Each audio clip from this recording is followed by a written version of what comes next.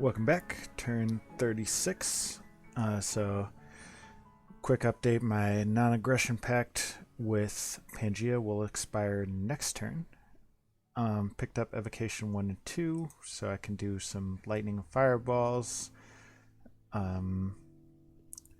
Did some breeding, made some patrollers, searched for magic sites, found nothing. Picked up plenty of girls this time around. What's happening in the green wall? Okay, nothing scary.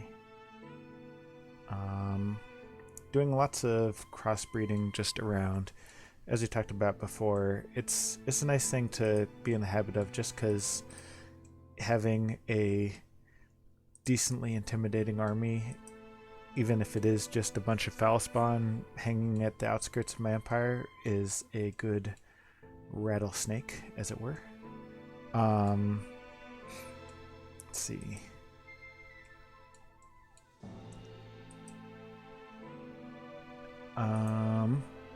Battles. So, Phasia attacking. Phasia being attacked by Pangea. They had this mercenary group that was besieging. It's got this troll shaman here with a little bit of gear. And Pangea has some maenads, some of their white centaurs, and a pan.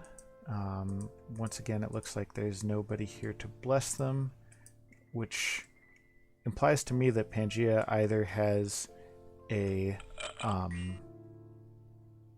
no, they wouldn't even have an imprisoned bless, or else they'd be in blessing by now, because it's past turn 30. So they just must not have much of a bless.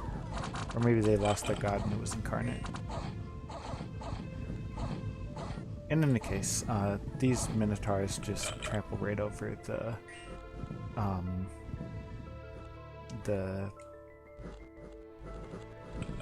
mercenaries. There's a bunch of Veti being summoned, but they are no match for white minotaurs and all their awe-inspiring power. So the result there was Pangea lost 4 minotaurs and some maenads, but kicked Phasia out of there. Here in Lish, this is Arcocephale's final stand. They've got some mystics, plenty of mystics, some astrologers. Yeah, it looks like it's just primarily mystics. No god here. A few of these random Hippaspist commanders, which I'm not sure what they're for. Also don't know what this Kanara is. Probably a Banderlog summon. On the Banderlog side of things, they've got a relatively small amount of Tiger Riders. Several of these Gandharvas. These are sacred summons, unique to Banderlog. They have built-in awe as well as good stats. So these guys are quite the beasts. 2 attacks. Size 3 is a bit of a downside, but I mean the 2 attacks make up for that. The protection is all in armor, so they can definitely take buffs there. Here's that guy we saw before. And Windmaster, what's this guy? This is another summon, I believe, the Apsara, but it's not nearly as scary as the Gandharvas. And then plenty of Siege Chaff, archers, etc. Right. So, Body Ethereal's going on. Divine Blessing will soon take effect, I believe. Yeah, there was Divine Blessing. I don't know what caused this Yogi to run away, but he is blessed, and we've seen that blessed before.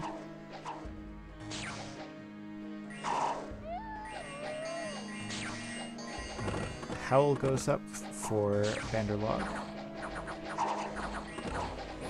So there's probably a communion back here.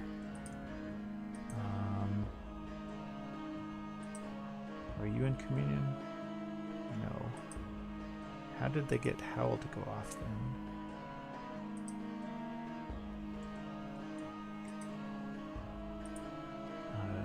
Okay, so there is a communion, just not everybody is in it. I don't know the best way to find who is in it. Okay, he's Communion Slaves 3. Who cast Howl? This was cast by Abratha the Guru.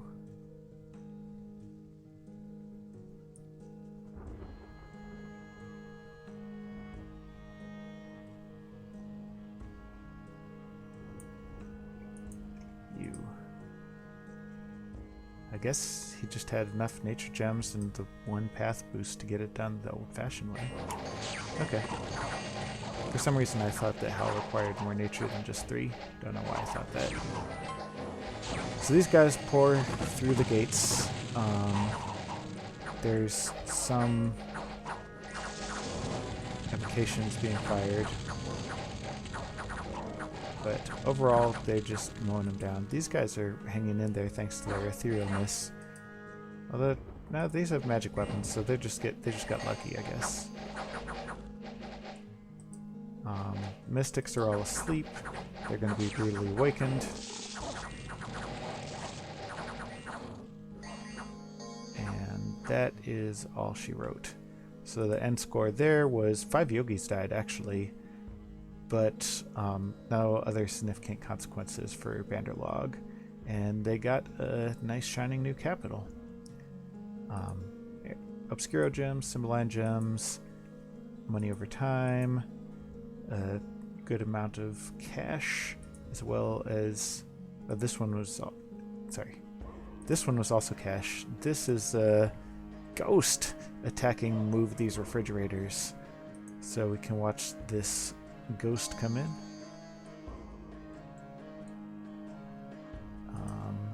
Has a life drain attack, but this guy has a ton of protection. I believe that is not, yes, armor piercing, but he has 25 protection, so he doesn't actually care that much. And he just banishes them. Oh. And then smacks him in the face. Good job moving those refrigerators. There's going to be a solar eclipse soon, which doesn't bother me. Found a scout, lost a scout. And Narcoscephale is no more. Let's actually go ahead and claim this throne now. I was thinking of moving him here and preaching to get my dominion back. But this throne gives dark vision, which is clearly about to be important. So let's just go ahead and pick that up. Doing some foraging. I mentioned doing some crossbreeding. Research, picking up Conjuration 5 this turn. So elementals will be online, as well as some other goodies. Like I can summon this here White Stag if no one else has got him. I don't think I have enough fire magic to cast the Solar Ram, but I'll have to check. Yeah, none of my guys have Fire 3. And I have to get really lucky with the Mega Supreme to get Fire 3, so I'm just not going to bother with that. Which is a shame, because the Solar Ram is the best of those unique summons. Obviously elementals are really good, and I have access to several of those.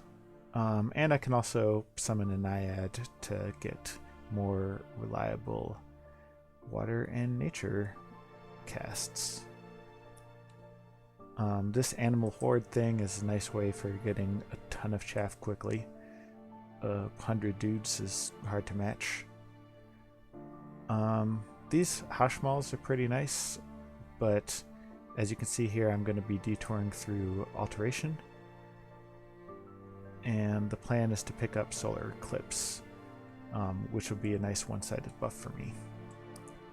Alright, I think that covers it for now. Thanks as always for joining. I'll see you on turn 37.